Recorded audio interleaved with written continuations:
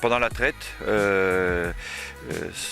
on séparait les animaux à la sortie de traite, donc ça nous obligeait à être deux personnes, un qui traite bien sûr et puis l'autre qui trie les animaux à la sortie de la salle de traite. Et on faisait les échographies à la suite.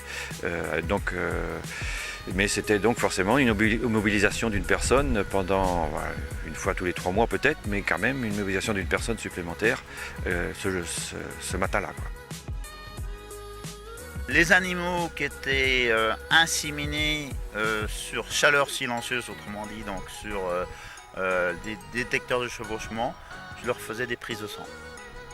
Hein, et les autres, je leur faisais rien. Papa, il faisait jamais de diagnostic de gestation. Pour lui, il considérait que quand une vache revenait pas en chaleur, elle était pleine. Donc il passait beaucoup plus de temps par contre à observer les animaux.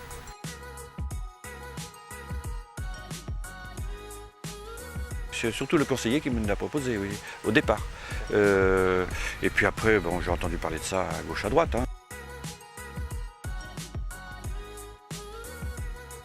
Il me fait penser surtout quand il vient peser, ou le jour de la pesée, quoi.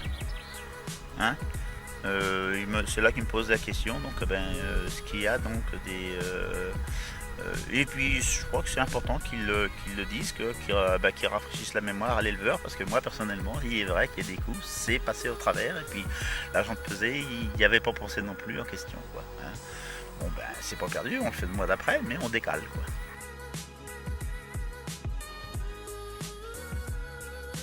Je fais toutes les femelles qui ont passé 60 jours, donc grosso modo je retrouve les femelles entre 90 et 60 jours. On met du fluo sur choc toutes les vaches qui sont concernées, et puis le contrôleur après reprend tous ces flacons pour les trier, quoi.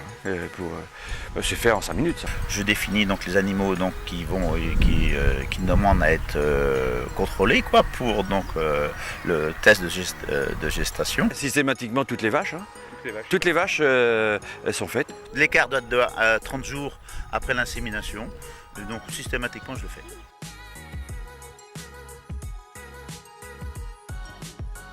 Les vaches qui sont vides au test, je les attends à revenir en chaleur. Par contre les vaches qui sont douteuses négatives, je les fais fouiller par mon inséminateur ou par le vétérinaire. Ou alors je refais une échographie derrière. Quand une vache sort vide, alors je fais une prostaglandine pour qu'elle revienne en chaleur. Si elle ressort vide et que je ne l'ai pas vue en chaleur, moi, que j'aurais dû l'avoir en chaleur normalement, parce que biologiquement c'est une chaleur toutes les 3 semaines, quoi. Hein, détecteur de chevauchement.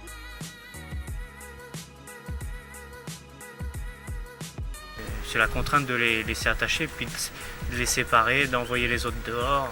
C'est de la manutention pour pas grand chose. On le fait au bout de 45 jours de gestation, mais en plus on le fait tous les mois. Tandis que quand vous le faites par échographie, enfin on l'a fait, hein, vous revenez pas tous les mois, vous le faites que tous les trimestres. Et donc ça permet d'être beaucoup plus réactif avec le flacon. Parce qu'une vache si vous l'avez pas faite à un moment, c'est 3 mois après qu'elle va attendre pour savoir. Donc quelquefois, on se demande s'il faut le faire d'ailleurs, parce qu'elle est rendue peut-être à 4 ou 5 mois de gestation.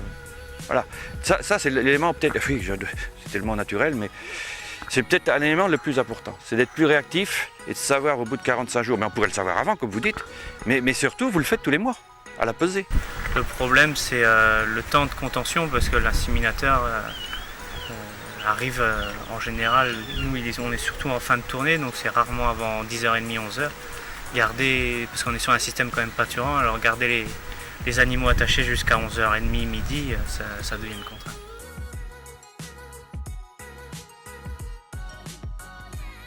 Je ressens bien la nécessité donc, de faire de la détection donc, de gestation donc, sur les vaches laitières comme sur les génisses de toute façon. Moi, à l'exploitation, je n'ai pas de moyens, en contention, je n'ai pas de cornadie, quoi. Hein. Alors, je pourrais faire de l'échographie en salle de traite, mais non, c'est pas commode. Le cheptel a augmenté, donc on a de moins en moins de temps à consacrer aux animaux, donc il faut se dégager du temps de s'assouplir le temps de travail, quoi. L'intérêt que j'y trouve, c'est qu'en fait, il n'y a pas de manipulation d'animaux. Et ça, c'est quand même quelque chose qui me paraît important pour moi. D'autant plus que j'ai pas une contention idéale, puisque j'ai pas de cornadis, c'est une barre au carreau. Et donc, depuis qu'on utilise ça, ben, on a moins de manipulation d'animaux. C'est une souplesse et de se dire que mes vaches sont principalement pleines, quoi.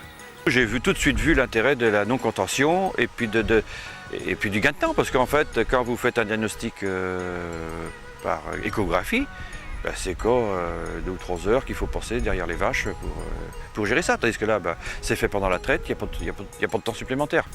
Moi je trouve que c'est un gain, il n'y a pas besoin d'immobiliser les animaux, ça va relativement assez vite en fait. Heureusement qu'on n'est plus dans les systèmes archaïques qu'il y avait dans le passé, hein. Maintenant c'est des machines et ça coûte beaucoup moins cher. Donc on peut se permettre d'en faire plus si on veut être plus fiable, mais sinon ce ne serait pas possible, quoi. Oui, c'est simplicité et gain.